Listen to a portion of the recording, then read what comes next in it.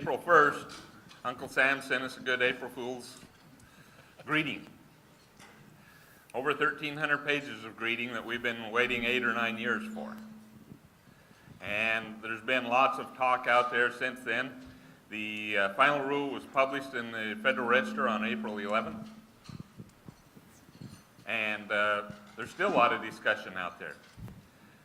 We have a panel here comprised of Pam Tompkins, Danny Raines, Ted Granger, that we will discuss parts of this with you.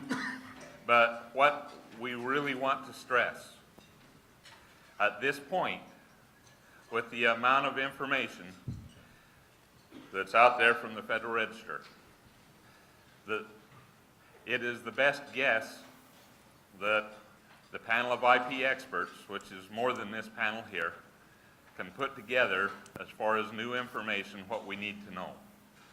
We've identified some basic areas, and we'll talk about those. And we'll give you the best of our knowledge that we have to date. But even though part of it becomes effective in 90 days, and then there's some other dates, there's sure to be some industry challenges to this final rule. So, you know, we'll do our best, but stay tuned to, even after today and after this conference, stay tuned to the IP magazine, to the website, to other areas here, because as interpretations go, and as we know there's some missteps that they've printed, as all of those get fixed and things get resolved, you know, it might end up somewhat like the crane standard, where there are challenges. You know, we'll see. So we'll do our best to inform you with what we know today. Okay, the original transmission distribution generation standard, 1910-269 and 1926, subpart B, was issued in 1994. It's been around that long. The revised proposal came out in 2005, and since then there's been public hearings and comments, etc. Final rule was released in the Federal Register April 11th, just a couple of weeks ago, and the effective date for a lot of the rule is July 10th. The rule consists of 313 pages of preamble, which is discussions of the rationale for the rule as written, and includes discussions and comments and feedback from stakeholders. And it's an interesting read. If you really get tired of counting sheep, you know, to go to sleep, this will do it for you. And 1910-269 basically mirrors 1926 subpart V.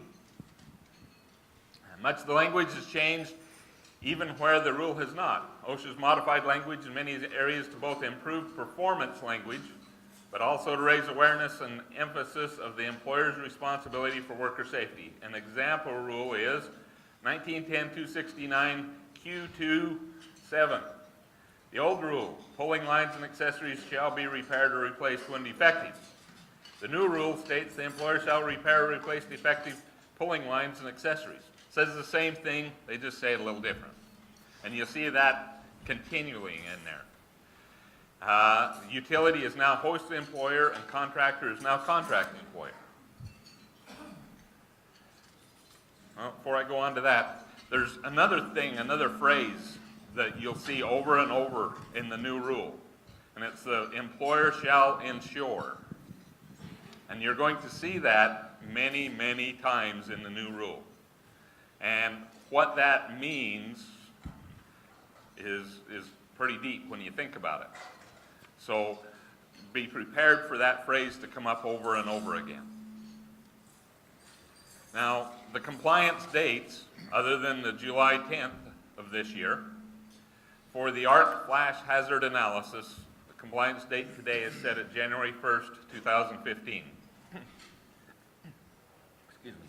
For the arc flash protection programs, by April 1st of 2015, the new calculated MAD tables, or the alternate tables, by April 1st, 2015, and fall protection systems by April 1st of 2015. So on these areas, we've got some time to comply with it. Now, there are significant rule changes in these following areas.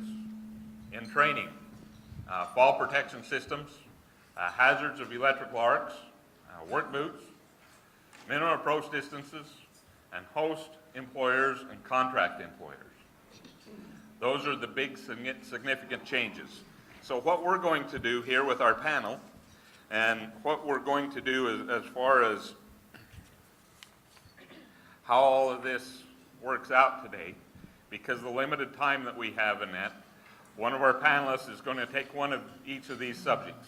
We're going to go through what we have put here on PowerPoint. The panelist is going to discuss that, and then we'll open it up to you folks on that subject, the first one being training.